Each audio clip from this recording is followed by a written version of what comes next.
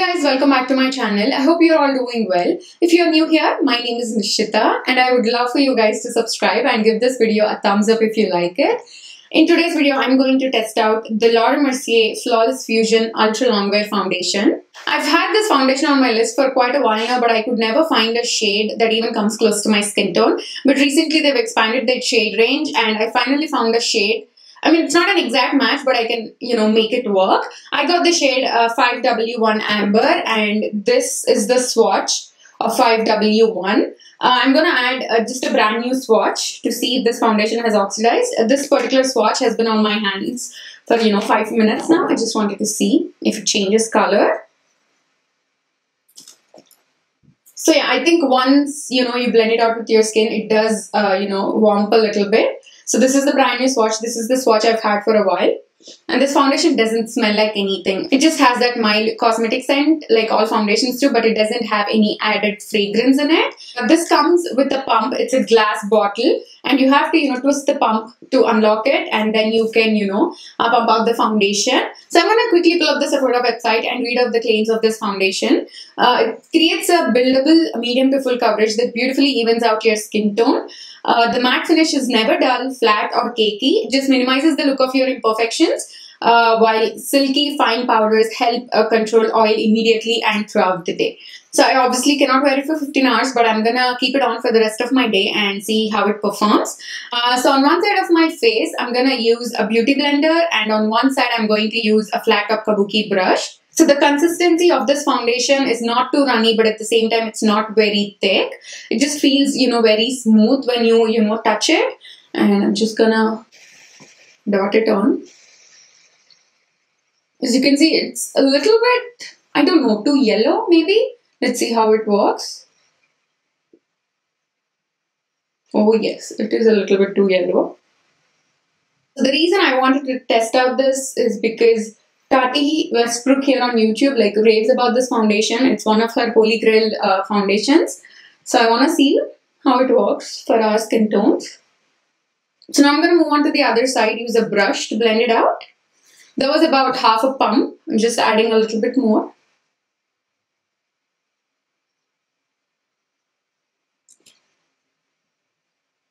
You know what? I almost forgot. I badly wanted to use this. Oh, I got my bunny ears to get my hair away.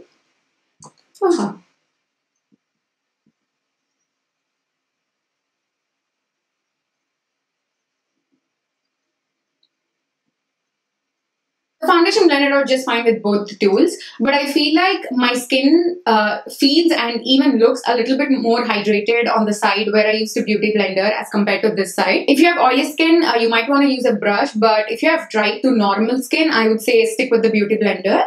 So I'm just going to run the beauty blender on this side just to, add some hydration to my skin. And I'm also gonna pull this foundation onto my neck. My neck is usually lighter than my face. So, it's difficult for me to find a foundation because if I use a foundation that matches my neck, it's going to pull ashy on me because it would be really light for my face. So I always try to match it to my face like right here and then pull the foundation down so there is not an obvious color mismatch. I sometimes forget to do that and you can clearly tell where the foundation is ending, which is not pretty. So the foundation definitely looks a little bit yellow on me. I don't know if you can tell on camera, but in person I can definitely see that. But there were no other shades that looked better on me than this particular one. So keep that in mind. Even with the expanded shade range, for me personally, I don't think any of the shades are perfect match. But maybe, concealer will fix that. So far, the foundation looks really good. It feels really lightweight. I mean, it doesn't feel tacky to the touch. Even though when I first applied it with the beauty blender at the side of my face, had a slight satin finish, but now it's completely dried down. The coverage is definitely in between medium to full. It's not extremely full coverage, but it does provide you a decent amount of coverage. I can tell that it's slightly cracking into my smile lines as I speak. Now I'm going to apply the rest of my makeup on camera. So let's see how everything blends out on top of this.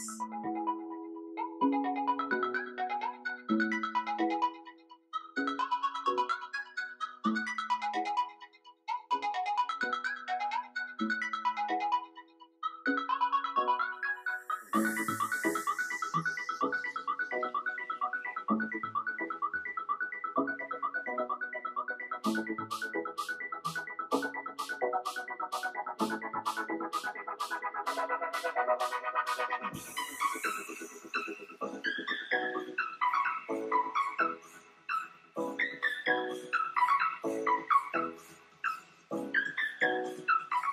I finished the rest of my makeup and everything blended out beautifully on top of this foundation. I've used the makeup products that I trust and love. I list everything in the description box down below, and right now the only variable is the foundation.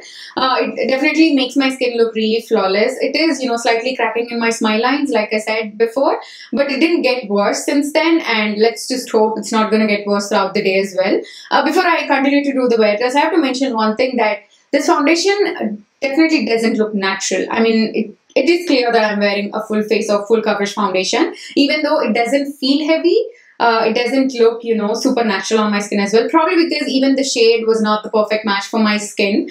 But you can tell that I'm wearing a foundation, even though it's making my skin look flawless. It's not a natural looking foundation, if you know what I mean. So keep that in mind. If you're not into that, this might not be for you, but I don't mind that. I feel like foundations like this are good for camera, like if you're like gonna take a lot of pictures, and since it doesn't have any SPF in it, it's not gonna give you flashback as well.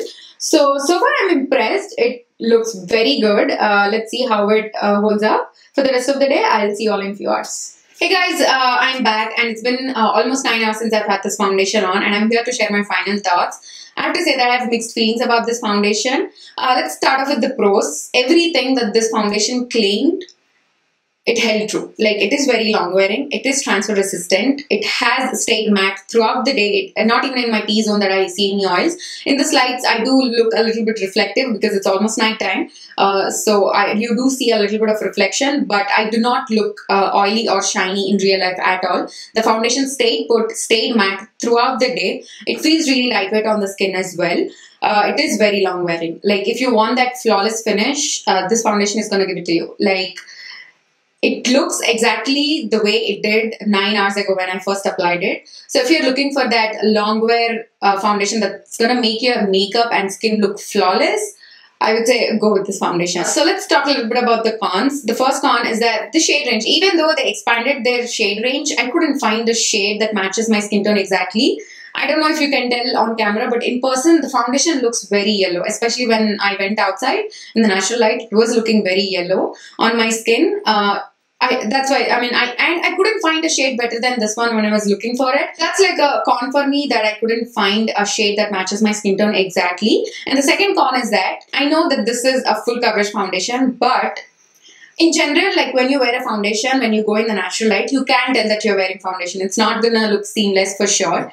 But, but at the same time, it shouldn't have to look like you're wearing a mask on. So I do not prefer my foundations to look that unnatural. The Lancome foundation and the Makeup Forever Velvet Finish foundation that they recently came out, they both have similar coverage, and functionality wise they both perform just as good, even though they might not stay as matte as this one did throughout the day. I don't mind that because they don't look as unnatural as this one looks on my skin, and they have better shade range. They have shades that matches my skin tone exactly, so I prefer those over this one. Let's talk about who is it for and who is it not for. If you're someone who likes that full glam look, and if you're someone who needs your makeup to stay put for a really long time, I would say give this a try. If you're someone who goes for full glam Instagram glam makeup looks, this can be a really good option for you. And especially if you have oily skin, I think you'll really like this because it has stayed matte throughout the day.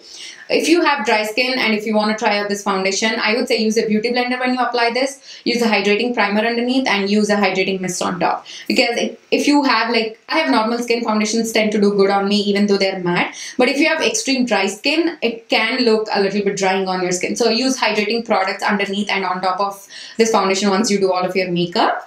So let's talk about who is it not for. If you're someone who goes for natural looks, if you're someone who doesn't like your foundation to look foundation-like, I don't think you will like this foundation very much. So that's the end of this review. I hope it was helpful for you guys. Thank you so much for watching. Please hit the subscribe button if you haven't already, and I upload videos every Thursday and Sunday 9 AM. Please hit the bell so you don't miss out on any of my uploads, and give this video a thumbs up if you liked my review. I'll see you all in my next one. Bye.